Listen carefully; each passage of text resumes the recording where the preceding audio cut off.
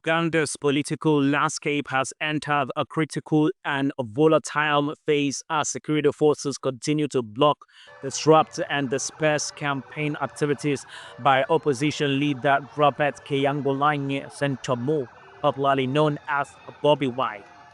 In the latest confrontation, police deployed heavily across Kampala, firing tear gas and physically blocking the opposition politician from accessing key campaign venues.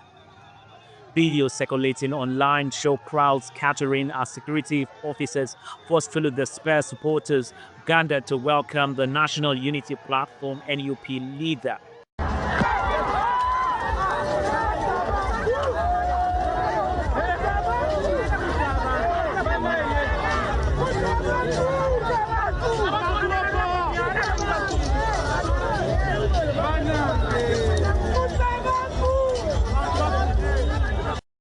The clashes mark a sharp escalation in the country's election atmosphere, with fears growing over rising repression and an increasingly hostile environment for the opposition. Recently, security forces further tightened their grip when they blocked Bobi Wine's planned campaign access to Kayunga district, including the Sezibwa area, ahead of a by-election support rally for an NUP candidate. According to multiple reports, roads leading to Kayunga were sealed off, preventing access from his home district in Wakiso and forcing large-scale disruption. In earlier incidents, the security personnel surrounded Bobi Wine's president, barring him from leaving for Kayunga, and even reportedly arrested his guards to prevent the journey. The latest blockade in Kayunga Sezibwa underscores what critics call a pattern shorter than opposition mobilization outside Kampala and central region strongholds. Speaking after the Kayunga blockade, Bobi Wine described the move as part of a broader pattern of intimidation, threats to his life, and attempts to derail his presidential campaign. He has repeatedly accused President Yoweri Museveni's government of using force, arbitrary arrest, and torture against opposition members, allegations the government has denied. Wine's claim included regular arrests of campaign staff and supporters, violent dispersal of rallies, often with tear gas and sometimes live rounds, surveillance threats from security forces, and confiscation of supporters' phones. Despite a crackdown, Bobi Wine's support, especially among young voters, continue to grow even in the face of a heavy security presence. Kayunga and other districts have drawn interest from NUP supporters eager for change. In the neighboring districts, such as Abuikwe, Wine has used his rallies to highlight economic grievance, sale of public factories, neglect of fishermen whose livelihoods depend on lake resources, and poor social services. Many young Ugandans, frustrated by lack of jobs, poor infrastructure, and what they view as an entrenched political elite, see Wine as a symbol of generational change and possibility. Officials claim the interventions are necessary to maintain public order and prevent chaos, arguing that opposition rallies often violate pre-agreed routes or used unauthorized venues. Some security statements have said that supporters threw stones at officers, are triggering police response. They also point to the campaign guidelines violations, including unscheduled processions using of public spaces without permission and deviation from agreed itineraries as a justification for blocking or dispersing gatherings.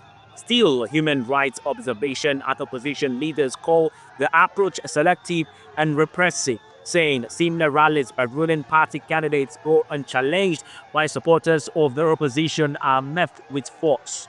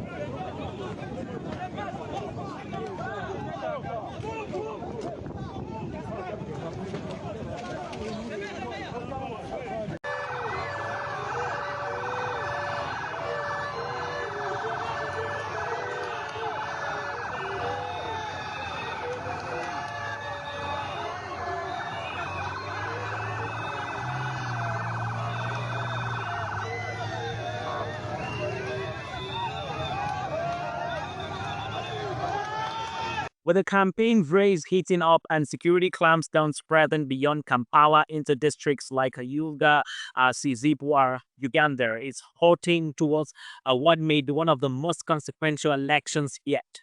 The blockade in Kuyanga once more demonstrates the regime's willingness to use state power to suppress opposition mobilization even outside major cities. For many Ugandans, especially among the youth, the election isn't just about leadership, it's about power, inclusion, and the chance for economic and social reforms. For the government, it appears to be about control, controlling who can campaign, who can vote, and who can protest. As the nation watches, eyes will be on what happens next, whether the repression deepens or whether the push for change gains irreversible momentum. That's a news update on Africa 24 Hours TV. Please subscribe to our YouTube channel so that you can stay connected, and also follow us on all our social media handles down below the screen on your TV. Thank you for watching. I remain Amos Ziggy.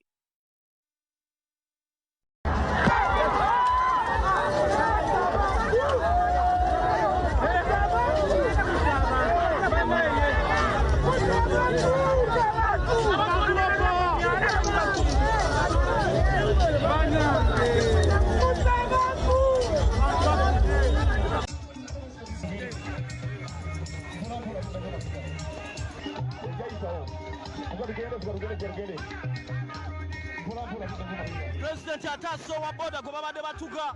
President atasowa boda abuse mu mmotoka. Agenda atasowa boda abapoliisi gwe badde bakolako effujjo. Bamutuze ne bamunyiga omusajja.